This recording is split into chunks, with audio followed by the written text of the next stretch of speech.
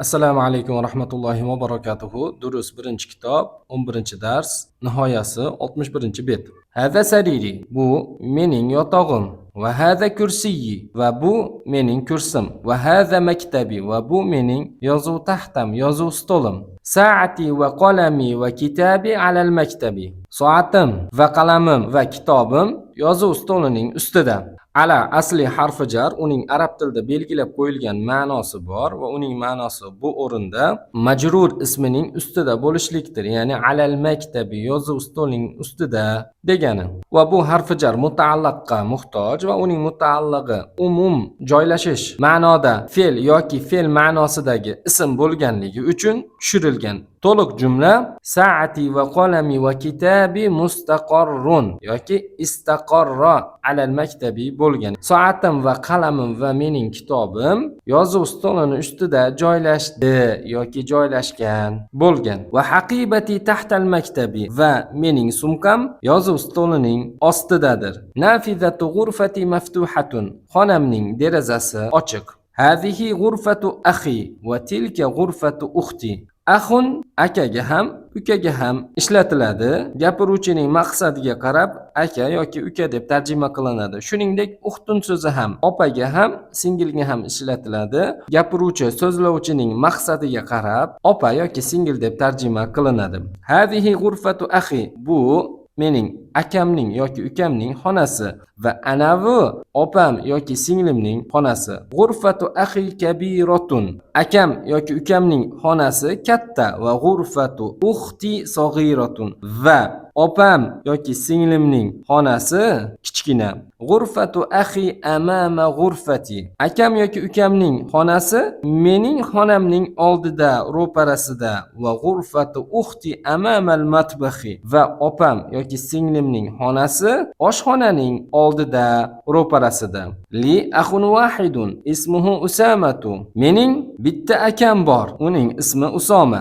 Va li ukhtun wahidatun ismuha Suadu, va mening bitta opam yoki singlim bor, uning ismi Suad. Bu ikkala jumlada ham kelgan lom asli harfi jar mutaallaqqa muhtoj, mutaallaqi umum bor, umum mavjudlikka dalolat qilganligi uchun tushirilgan. Shuning uchun ham li akhun wahidun, mening bitta akam yoki ukam bor, mavjud. Va li ukhtun wahidatun, mening bitta opam yoki singlim bor, mavjud deb tarjima qilinmoqda.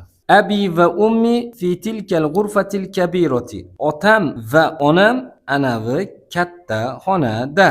Fi asli harfi jar, uning arab tilida belgilab qo'yilgan ma'nosi bor va u mutaallaqqa muhtoj. Mutaallaqi umum borlik va umum mavjudlikka, ya'ni bor va mavjud ma'nosida bo'lganligi uchun tushirilgan.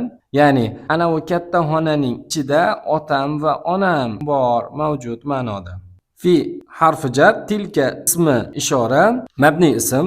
Shuning uchun ham omil fi harfi jar kelsa ham oxiri o'zgarmagan. Ya'ni tilka fathaga binoan mabni, jar o'rnida ismi majrurdir. Al-ghurfati esa tilka ismi ishoradan keyin alif lomlik holda kelganligi uchun tilkadan badaldir.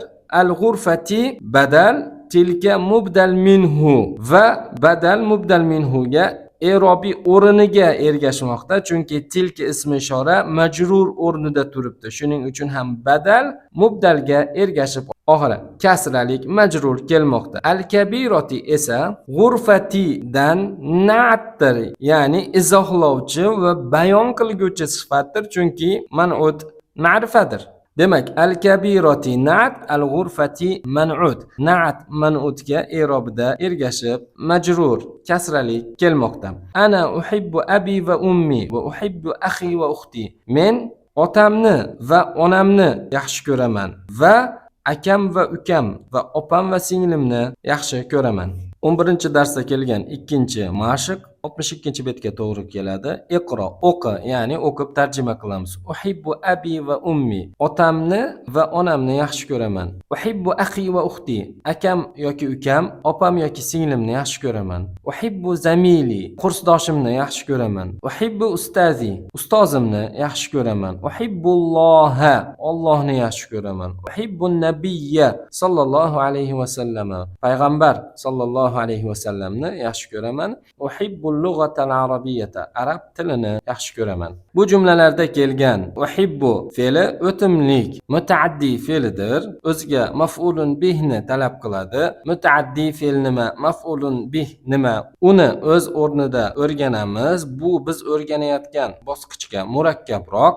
Sizdan talab qilinganligi mana bu yerlarda kelgan uhibbulloha, uhibbun nabiyya, uhibbul lughatal arabiyyata da kelgan mana bu fathalarni ne qo'shimchasi deb tarjima qilishdir. Demak, shu bilan 11-dars nihoyasiga yetdi. 11-darsda biz o'tgan qoidalar: birinchisi, arab tilida harfi jarlar 3 qismdan iboratdir. Asli harfi jarlar, zoida harfi jarlar, zoidaga o'xshash harfi jarlar. Asli harfi jarlar u arab tilida belgilab qo'yilgan ma'noga ega va mutaalliqqa muhtojdirlar. Ba'zan asli harfi jarlarning mutaalliqlari umum borlik, umum mavjudlik yoki joylashganlik kabi umum ma'noni ifoda qilganligi uchun mutaallig'i hazf qilinib tushiriladi. Ya'ni talaffuz qilinmaydi, yozilmaydi, lekin taqdiriy deb hisoblanadi. Ya'ni zehnimizda shu yerda mavjud deb nazarda tutamiz.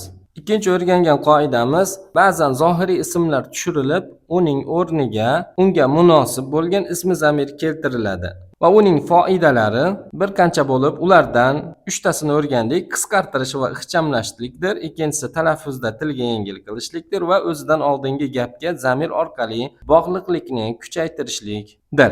Talabaga har doim ismi zamir qaysi ismga qaytayotganini aniqlab olishligi lozim bo'ladi.